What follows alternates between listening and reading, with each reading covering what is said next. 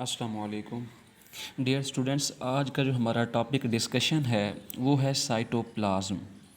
देखिए, सबसे पहले हम इस टर्म को देखते हैं कि साइटो और सेकंड टर्म है वो है प्लाज्म।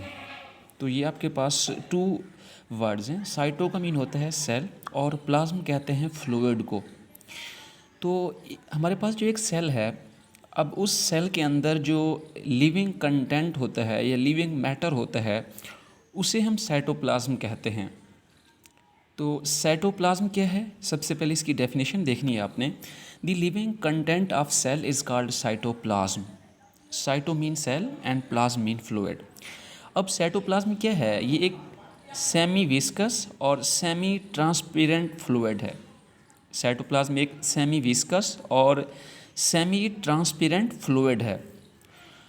अब ये बिल्कुल ऐसे है जिस तरीके से आपके पास शहद है या जो हम बालों में जेल लगाते हैं, इसी तरीके का जो है ना ये एक फ्लूइड होता है।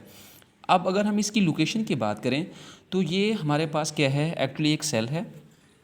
अब इस सेल के अंदर ये इसकी क्या है, न्यूक्लियर मेम्ब्रेन है और ये इसकी सेल मेम्ब्रेन है। और न्यूक्लियर मेम्ब्रेन और सेल मेम्ब्रेन के दरमियान जो फ्लूइड पाया जाता है, इस फ्लूइड को हम नाम देते हैं साइटोप्लाज्म।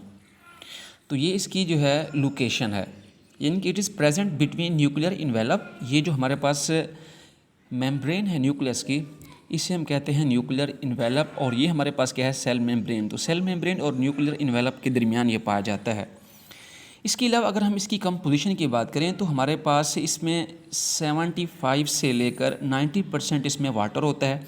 और इसके अलावा बाकी इसमें जो 10% है उसमें बहुत सारे दूसरे जो है ऑर्गेनिक, इसके अलावा जो है इनऑर्गेनिक, और इसमें इंजाइम्स, साल्ट्स और बहुत सारे दूसरे जो है इसके अंदर कंपोनेंट्स जो है वो पाए जाते हैं।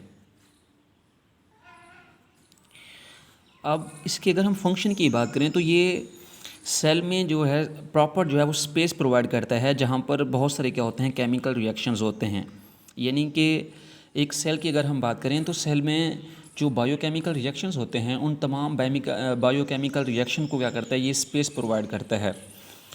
इसी तरीके से ये क्या है, ये एक स्टोरेज हाउस भी है। यानी कि यहाँ पर जो है वो प्रोटीन्स, इसके अलावा इंजाइम्स, इसके साथ साथ जो है फैट्स वगैरह, इन तमाम ऑर्गेनिक मॉलिक्यूल को जो है ये क्या करता है, स्टोर करता है। और it is also a site for the biochemical reaction. यानी कि जो मेटाबॉलिक रिएक्शंस होते हैं वो तमाम केमिकल रिएक्शन या मेटाबॉलिक रिएक्शंस जो हैं वो इसी सेल के अंदर जो साइटोप्लाज्म है, इसी साइटोप्लाज्म में होते हैं। अब इसमें हमारे पास एक एग्जांपल दी गई है, वो है हमारे पास है ग्लाइकोलाइसिस। ग्लाइकोलाइसिस बेसिकली क्या है कि जब ग्लूकोज को जो है वो तोड़ा जाता है साइटोप्लाज्म के अंदर, तो उसमें से क्या जो है रिलीज़ होती है, कार्बन डाइऑक्साइड, वाटर और प्लस क्या बनती है, उसमें से एटीपी रिलीज़ होती है जिसको हम एनर्जी का नाम देते हैं। इसी तरीके से अगर हम सेल के अंदर जो है कुछ टर्म्स जो है वो यूज़ होती हैं, यहाँ पर मैं वो आपको वो क्लियर कर दूँ। देखिए, सबसे पहले हमने देखा साइटोप्लाज्म। तो साइटोप्लाज्म क्या है, सेल के अंदर जो लिविंग मटेरियल है इसको हम कहते हैं साइटोप्लाज्म।